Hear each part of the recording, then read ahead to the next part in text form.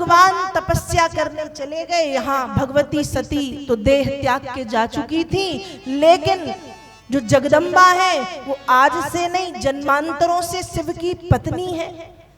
इसलिए जगदम्बा ने फिर से शिव को पति के रूप में पाने के लिए हिमांचल और मैना की पुत्री पार्वती के रूप में अवतार लिया है। हिमाचल प्रदेश में पर्वतराज हिमालय के घर, पर्वतराज हिमालय की पुत्री बनकर के, मैना की पुत्री बनकर के पार्वती के रूप में भगवती प्रकट हुई हैं। और जब पार्वती बनकर के भगवती प्रकट हुई, बहुत छोटी सी उम्र में ये तपस्या करने के लिए जा रही थी, तब इनकी माँ जिनका नाम है मैना, उन्होंने इन्हें रोका है कि तपस्या करने मत जाओ। उमा, ऊ मतलब वहां, माँ मतलब मत जाओ, ये नहीं मानी, इसलिए इनका एक नाम पड़ा है उमा। फिर तपस्या की, कंदमूल फल खाए, फिर पत्ते खाए, कंदमूल फल खाए, पत्ते खाए। एक समय ऐसा आया कि पत्तों का भी त्याग कर दिया, और जिसने पत्ते भी ना खाए हो उसे कहते हैं अपर्णा।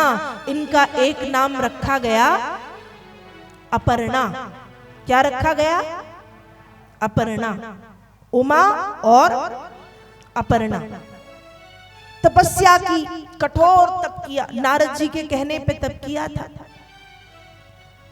तपस्या बढ़ती गई, बढ़ती गई, बढ़ती गई, बढ़ती गई, बढ़ती गई, खूब तपस्या की, शरीर जर्जर कृशकाय हो गया। भगवान शंकर तपस्या से जाग चुके हैं, तब भगवान शंकर ने सप्त ऋषियों को भेजा है कि जाओ और पार्वती की परीक्षा लो।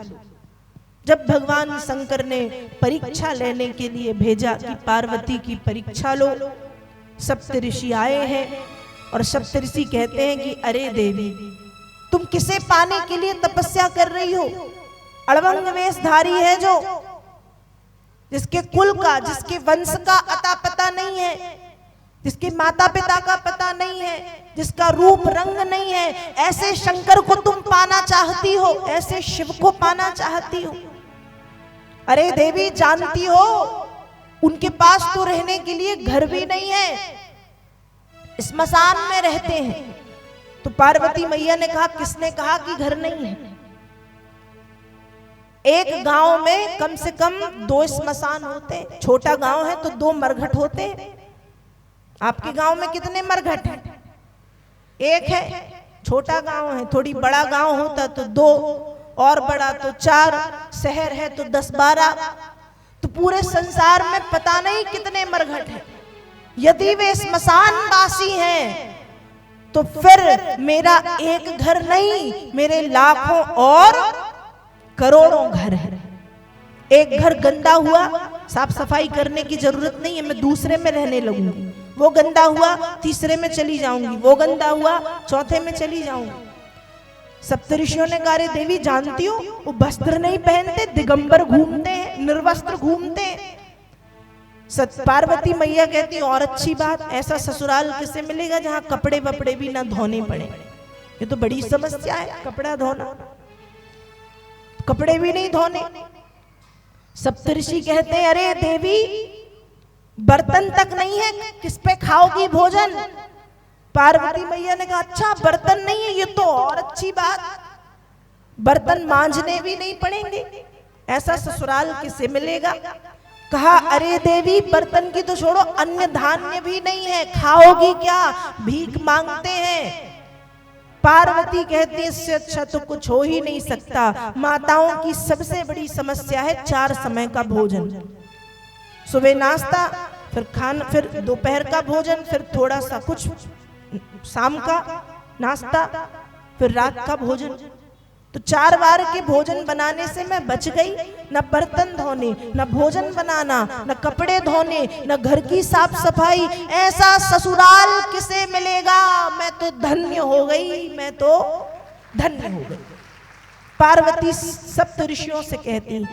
लेकिन जब सप्त ऋषियों ने खूब समझाने की कोशिश की, पार्वती मैया ने कहा, देखो अब मुझसे ज्यादा आप बातचीत मत करो, क्या मतलब मैं अपनी तपस्या से तुम्हें भस्म कर दूं और तुम भस्म हो जाओ। तब सप्तऋषि कहते हैं कि माँ क्षमा करो, हम तो भगवान के कहने पर आए थे। और जय जय जय जगदम्बिके भवानी कहते हुए सप्तऋषि वहां से चले गए।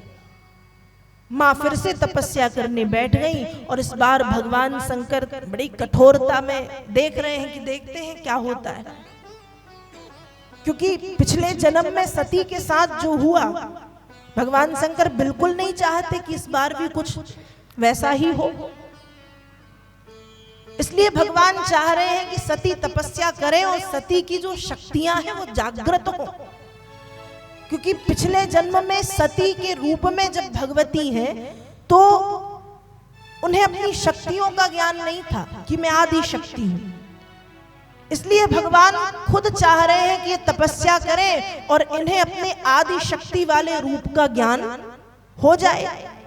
और वो ज्ञान हो चुका है, फिर भी परीक्षा लिए जा रहे हैं। उनकी तपस्या बढ़ती गई। तब स्वयं भगवान विष्णु प्रकट होते हैं और भगवान शंकर से कहते हैं कि हे भोलेनाथ, अब विलंब मत कीजिए और पार्वती को स्वीकार कर लीजिए। भगवान विष्णु के कहने पर स्वयं भगवान शंकर तपस्या की पार्वती की परीक्षा लेने के लिए आए हैं।